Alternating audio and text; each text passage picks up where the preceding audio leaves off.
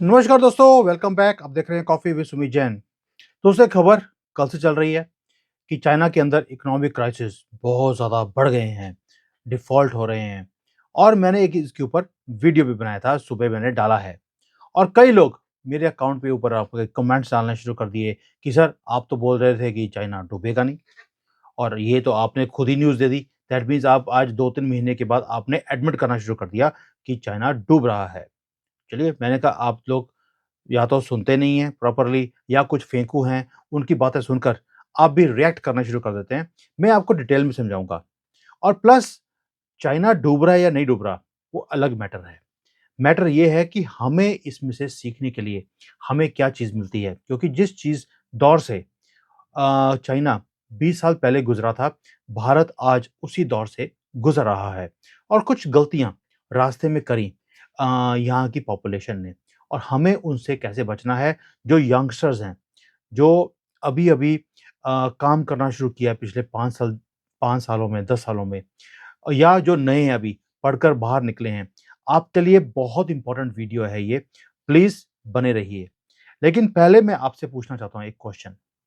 वो ये है कि आप में से कितने लोग ऐसे हैं जिन्होंने रिसेंटली बहुत ज़्यादा डेट उठाया है? बेशक आपने होम लोन लिया हो, आपने कार लोन लिया हो, आपने किसी भी तरह का लोन लिया हो, पर्सनल लोन भी लिया हो।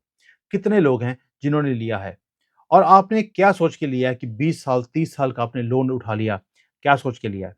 ये मुझे आप अपने कमेंट्स इसमें डालना, फिर आपको इसका आंसर मैं दूँगा। आपके हर चीज़ का जो आपने लिखा है, उसका मैं कमेंट्स में आंसर भी दूँगा। आपको मालूम है सबके कमेंट्स मैं पढ़ता हूँ, और उसके बाद रिप्लाई करने की भी मेरी पूरी कोशिश होती है। हज़ारों मैसेजेस होते हैं, लेकिन मैं हर एक आदमी का रिप्लाई करता हूँ। ये मेरा रिकॉर्ड रहा है अब तक। चलिए दोस्तों, अब शुरू करते हैं चाइना की इकोनॉमिक क्राइसिस। जो मैंने सुबह वीडियो डाला, लेकिन मैंने उसको सिर्फ टच किया था, ये दिखाने के लिए कि चाइना की इकोनॉमी डाउन जा रही है, लेकिन हमारी जो इकोनॉमी भारत की, वो कैसे राइज़ कर रही है। लेकिन कहीं न कहीं लोगों को मिसकंसेप्शन हुआ, तो मैंने ये डिटेल में वीडियो अब निकाल के लेके आया हूँ आपके लिए। Let's start it. अब न्यूज़ क्या है? न्यूज़ ये है कि चाइना की जो इकोनॉमी है, उसके अंदर क्राइसिस आ गया है, और यहाँ पर डेट डिफ़ॉल्ट्स होने शुरू हो गए हैं, रिकॉर्ड हाई पहुँच गए हैं। अब ये डेट डिफ़ॉल्ट होता क्या है? डेट डिफ़ॉल्ट का मतलब है किसी ने लोन लिया बैंक से, और वो वापस नहीं कर पा रहा। इसका और इकोनॉमी का, दोनों का एक रिलेशन भी है और रिलेशन नहीं भी है, वो भी समझाऊँगा आपको। मैं फाइनेंस का आदमी हूँ, इसलिए मैं बड़े आराम से आपको समझा सकता हूँ, और मैं कॉर्पोरेट कंसल्टेंट भी हूँ, तो मैं चीज़ों को बहुत अच्छी तरह से, गहराई से मैं समझता हूँ। अब हुआ क्या है कि जो चाइना के जो बोरोवर्स थे, उन्होंने बहुत जल्दी, तेज़ी से लोन उठाने शुरू हो गए बैंकों से पिछले 5-10 सालों में। और प्रॉब्लम क्या आई? इनको ये था कि भई इनकम तो बढ़ती जाएगी और हम ये लोन चुकाते रहेंगे। लेकिन फिर आ गया कोविड-19 और लॉकडाउन्स लग गए। उसके बाद एक स्लंप आया पूरे वर्ल्ड में, जिसके कारण इकोनॉमिक स्लंप यहाँ पर भी आया। और ये जो सारी चीज़ें थी, इसके कारण इनकम जो है वो कम होनी शुरू होगी लोगों की, और लोगों से वो लोन चुकता करवाना मुश्किल हो गया। अब जो लोकल कोर्ट्स हैं यहाँ की, उनके हिसाब से कोई 85 लाख लोग हैं जिन्होंने अपने लोन वापस नहीं करे हैं। और यहाँ पर एक सिस्टम है कि भई अगर आपने पैसे वापस नहीं करे, तो आपको कंट्री में ब्लैक लिस्ट कर दिया जाएगा। सिर्फ़ इसलिए कि आपने कोई पेमेंट नहीं करी है।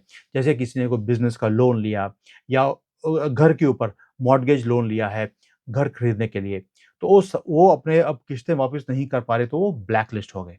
अब ये ब्लैक लिस्ट होता क्या है? चलिए मैं वो भी समझाऊँगा आपको। पहली बात ये कि ये जो नंबर है 85 लाख लोग, ये नंबर कितना बड़ा है? ये नंबर है 1%, 1% ऑफ चाइनीज एडल्ट्स, जो कि 18 से लेके 56 की एज तक है, उसका 1% है। और ये नंबर शायद 50-55 लाख था डिफॉल्टर्स 2020 में। लेकिन स्लो डाउन हो गया यहाँ पर। स्लो डाउन के बाद जो हाउस होल्ड इनकम्स, मैंने जैसे पहले बताया आपको, वो कम होनी शुरू हो गई। बिजनेस के ऊपर इम्पैक्ट हुआ, लोगों ने खरीदारी करनी बंद कर दी। अभी भारत में भी देखा आपने कि लोग इतना खर्चा नहीं कर रहे जितना हम पहले करते थे, कपड़ों के ऊपर, अपने लाइफ़स्टाइल के ऊपर। उससे जो सर्कल है, वो घूमना कम हो गया। बिज़नेस के अंदर इनकम नहीं आ रही, जिसके कारण अभी ये डिफ़ॉल्टर बढ़ते जा रहे हैं। 55 लाख था, वो 85 लाख हो गया। अब जो ये चैलेंज है, ये चैलेंज भी बढ़ गया। क्यों? क्योंकि इससे जो कंज़्यूमर का जो कॉन्फिडेंस है चाइना के अंदर, वो कम होता जा रहा है और लोग पैसा खर्चने के बजाय बैंकों में पैसा रखना ज़्यादा पसंद करते हैं। और चाइना एक कंज़्यूमर मार्केट बनने की कोशिश कर रही है। सबसे दुनिया की सेकंड बिगेस्ट इकोनॉमी है और ये दुनिया में एक डिमांड भी पैदा करती है, क्योंकि अगर लोग कंज़्यूम करेंगे, तो रॉ मटेरियल खरीदना पड़ेगा, उससे पूरे दुनिया का भी सर्कल चलता है। अब हो क्या रहा है कि चाइना के अंदर भी जो बैंकिंग पर्सनल बैंकिंग जो है, कॉर्पोरेट बैंकिंग जो कंपनीज़ लोन लेती हैं, उसके अंदर तो लॉज़ जो हैं बहुत स्ट्रिक्ट हैं, ट्रांसपेरेंट है। लेकिन जो पर्सनल लोन लेते हैं लोग या हाउसिंग लोन लेते हैं, वो अभी इतना रेगुलेटेड नहीं है। उनको लगता था कि भई इसकी ज़रूरत क्या है? आदमी ने घर लिया है, पैसे देता रहेगा। लेकिन ऐसा नहीं हो रहा। क्यों? क्योंकि लोगों ने लोन लिए अपने लाइफ़स्टाइल को दिखाने के लिए, देखिए हम कितने रिच हैं, इसलिए बड़ी-बड़ी गाड़ियाँ खरीद ली, बड़े-बड़े मकान खरीद लिए। अब वही गले के हड्डी बन गई है। अब ये लेसन हमें सीखने के लिए क्या है? भई चाइना नहीं है हम लोग।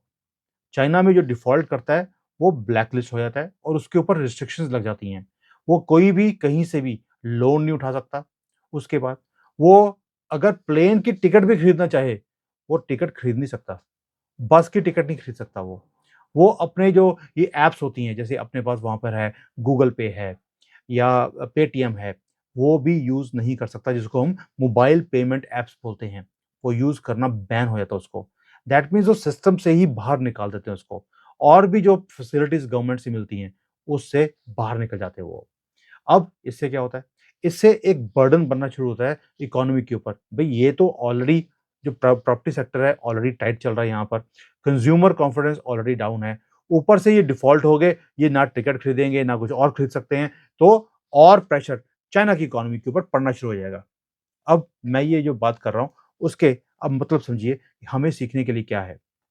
देखिए भारत के अंदर भी जो यंग पॉपुलेशन है, जो जिन्होंने कभी गरीबी देखी नहीं, तंगी देखी नहीं, अब उन्होंने ये नए-नए उन्होंने कोर्सेज़ करे, जॉब्स मिलनी शुरू हो गई, जॉब्स मिलती जा रही हैं। जैसे 20 साल पहले चाइना में था, यहाँ पे भारत के अंदर भी अब जॉब अपॉर्च्युनिटीज़ बहुत ज़्यादा हैं। हमें लगता है कि ये बड़ी-बड़ी कंपनीज़ यहाँ पे आ रही हैं, हमारी इनकम बढ़ती जाएगी और उस चक्कर में हम फ्यूचर की जो इनकम आने वाली है, उसके बेसिस पर हम आज लोन उठाते जा रहे हैं, खर्चा इंक्रीज़ करते जा रहे हैं। उससे होता क्या है? ये साइकिल है बिज़नेस का। पहले यूके में था, फिर जापान में चला गया, फिर कोरिया में गया, फिर चाइना में गया, अभी भारत में आ रहा है। तो जहाँ-जहाँ पर ये सर्कल घूम के वापस दूसरी तरफ च चला गया, वहाँ के लोकल लोग मरे। बड़ी कंपनीज़ को फ़र्क नहीं पड़ता। जो हम कंज़्यूमर हैं, हमें फ़र्क पड़ता है क्योंकि हमारा फ्यूचर सिक्योर ही नहीं है।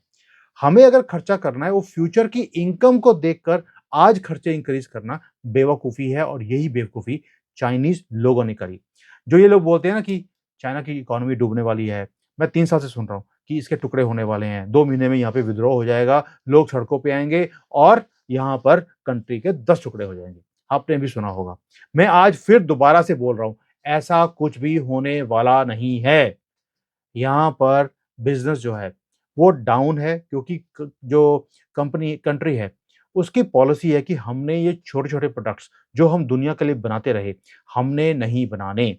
ये चम्मच-बाल्टियाँ जिसने बनानी है बनाओ, हम नहीं बनाएँगे। हम हाई-टेक इंडस्ट्री की जो चीज़ें हैं, वही बनाएँगे। मैं इसके ऊपर भी जो यहाँ पे टेक्नोलॉजी पे काम हो रहा है चाइना में, मैं इसके ऊपर एक छोटा-सा वीडियो बनाऊँगा आपके लिए, दिखाने के लिए कि किस लेवल पर यहाँ पे टेक्नोलॉजी पे काम हो रहा है। आपकी आँखें खुल जाएँगी उसके बाद कि भई हम क्या सोच रहे थे चाइना के बारे में और ये तो गेम ही चेंज कर दी इन्होंने। तो इसलिए मैं दोबारा बोल रहा हूँ अभी भी, चाइना की इकोनॉमी डाउन नहीं है, रुकी हुई है, ना ऊपर जा रही है, ना नीचे जा रही है। पॉलिसीज़ अभी इन्होंने इंट्रोड्यूस कर दी, ताकि यहाँ पर कंज़म्पशन इंक्रीज़ हो। लेकिन जो डिफ़ॉल्टर्स हैं, ये वो लोग हैं जो फाइनेंशियली जिसको बोलते हैं कि अक्लमंद नहीं थे। जिन्होंने अपनी पॉकेट ना देखते हुए लोन उठा लिए ज़रूरत से ज़्यादा। अब मैं एक लेडी को जानता हूँ, उसने 5 मकान खरीद लिए। एक बिज़नेस था उसका। अब बिज़नेस की इनकम कम हो गई और 5 मकान जो खरीदे उसने, उसकी वो इंस्टॉलमेंट पे नहीं कर पा रही। पिछले 4 साल तो उसने बड़े आराम से इंस्टॉलमेंट्स पे कर दी, क्यों? उसका बिज़नेस बहुत अच्छा चल रहा था। लेकिन अब सड़क पे आ गई है क्योंकि उसका जो सारी डिपेंडेंसी थी, वो थी यूरोप और अमेरिका की मार्केट। उसे लगता था ये मार्केट तो कभी उससे छूटेगी ही नहीं। लेकिन अमेरिका ने और यूरोप ने उससे सामान खरीदना बंद कर दिया। उस लेडी सड़क पे आ गई है, मुँह छुपाती फिर रही है। क्यों? क्योंकि इंस्टॉलमेंट्स पे नहीं कर पा रही, ब्लैक लिस्ट हो चुकी है। और यहाँ पे क्या है कि अगर 90 दिन आपने कोई भी इंस्टॉलमेंट नहीं दी है, आपको ब्लैक लिस्ट कर दिया जाता है कंट्री के अंदर। तो और उसका नाम वेबसाइट पे डाल देते हैं। जैसे भारत में भी गवर्नमेंट ऑफ इंडिया ने बोला था कि भई अगर कोई भी ब्लैक लिस्ट होगा, हम उसे बैड बैंक खोलेंगे और बैड बैंक में ही उसकी ट्रांज़ैक्शंस होंगी ताकि जब वो चेक काटे, दुनिया को पता लगेगा कि यार ये तो डिफ़ॉल्टर है, इसे काम नहीं करना। ये स्टेप्स लेने पड़ेंगे आपको। और ये यंगस्टर्स मैं बार-बार बोल रहा हूँ आपको, please don't take money loan. Loan लेना आसान है, देना मुश्किल है। मैं जैन फैमिली से आता हूँ। हमारे यहाँ तो वैसे भी कहते हैं कि भई अपनी चादर से ज़्यादा पैर नहीं फैलाना चाहिए, उसे कम रखना चाहिए। और यंगस्टर्स क्या करते हैं, बड़ी गाड़ी दिखाने के लिए देखिए हम कितने रिच हैं, पेरेंट्स को दिखाना है, सोसाइटी को दिखाना है, उसी चक्कर में यहाँ पे भी लोग मरे हैं। यहाँ पे जो लोग डिफ़ॉल्टर हैं, वो पुरानी जो जिसको हम बोलते हैं 50s की एज में है, 40s की एज में है, वो लोग नहीं मर रहे। ये मर रहे हैं यंगस्टर्स, जिन्होंने 18 साल की एज में गाड़ी रखी हुई है। क्या ज़रूरत थी? क्यों? क्योंकि वो हॉलीवुड की मूवीज़ देखते हैं, वहाँ पे देखते हैं कि वो सिगरेट पी रहे हैं, गाड़ी में जा रहे हैं, लड़कियाँ आगे-पीछे फिर रही हैं। उस चक्कर में, उस जिसको बोलते हैं दिखावे के चक्कर में, इन्होंने अपना भट्ठा बिठा लिया और इसलिए डिफ़ॉल्टर हैं। तो इसलिए दोबारा से मैं बोल रहा हूँ, चाइना डाउन नहीं जा रहा, जैसे कई लोग क्लेम कर रहे हैं और मेरे कमेंट्स भी डाल रहे हैं। ये सिर्फ़ वो वाले लोग हैं, जो फाइनेंशियली डिसिप्लिन्ड नहीं थे, जिन्होंने अपने आप से बाहर जाकर ये सारे काम किए। इसलिए यहाँ पर डिफ़ॉल्टर के रेट बढ़ रहे हैं। लेकिन गवर्नमेंट है यहाँ पे चाइना की, एक कम्युनिस्ट गवर्नमेंट है। वो कहते तुम अपने आप को बेचो, किसी रिश्तेदारों से पैसे लो, ये कंट्री के पैसे हैं, ये तुम्हें वापस करने पड़ेंगे, तुम जैसे मर्ज़ी करो, जहाँ से मर्ज़ी पैसे लेके आओ। ये हमारी तरह नहीं है कि जो था रघुरमन हार्वर्ड रिटर्न्ड और कांग्रेस वालों के साथ मिलकर उसने नीरव मोदी को 10,000 करोड़ दे दिए फ्रॉडुलेंटली और वो देश छोड़ के भाग गया। आज हमें उसे वापस लेके आना मुश्किल हुआ पड़ा है। ये चाइना में ऐसा नहीं होता। यहाँ पे वो बोलते हैं जैसे मर्ज़ी करो आप, पैसे वापस करो और लोग पैसे वापस करने पड़ते हैं। अदरवाइज़ आप तो नॉन एक्जिस्टेंट हो। आप कोई भी चीज़ खरीद नहीं सकते, आप कहीं जा नहीं सकते, आप कंट्री छोड़ के भाग नहीं सकते। क्या करोगे? बच्चों को स्कूल के अंदर एडमिशन नहीं मिलती क्योंकि आप ब्लैक लिस्टेड हैं।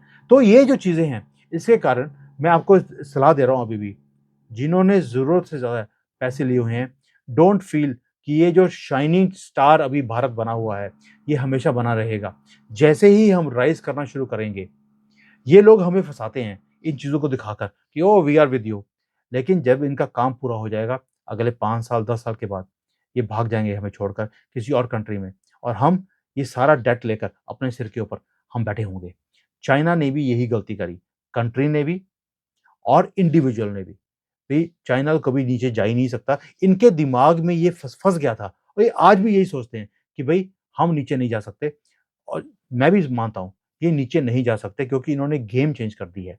इसलिए दोस्तों प्लीज़ अपना ध्यान रखें, बेफ़िज़ूल बोरिंग मत करें, ये सोच के कि यार हमारी इनकम तो बढ़ रही है, अभी हमारी जो इंक्रीमेंट्स हैं वो 5-10% 20% हमें इंक्रीमेंट हर एक साल मिल जाता है।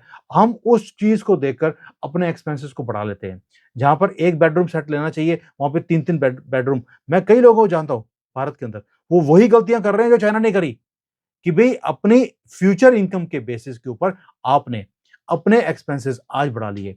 वो कल की इनकम आपकी सिक्योर है? क्या वो कंपनी सिक्योर है? आप सोच के देखिए गूगल, यूट्यूब ये जितने बड़े-बड़े प्लेटफ़ॉर्म्स हैं, इन्होंने अपने ऑफ़िसेज़ खोले थे, इवन फेसबुक ने भी, ट्विटर ने भी। आज क्या हुआ? 90% लोग तो उन्होंने जॉब से बाहर निकाल दिए। उन लोगों के ऊपर क्या बीतती होगी, जो इतनी मोटी-मोटी सैलरियों पे काम कर रहे थे, वो सोच रहे थे कि भई हमारा सिक्योर हो गया फ्यूचर। आज सड़क पर हैं। तो वो वाली गलती चाइना ने भी करी, चाइनीज़ लोगों ने करी, आप मत करना। ये तो आपकी खुशनसीबी है कि आपका भाई यहाँ बैठा है चाइना में, जो यहाँ की गलतियाँ देखकर आपको बताता है कि क्या नहीं करना और क्या करना है। अब आप चॉइस आपकी है। जय हिंद, वंदे मातरम।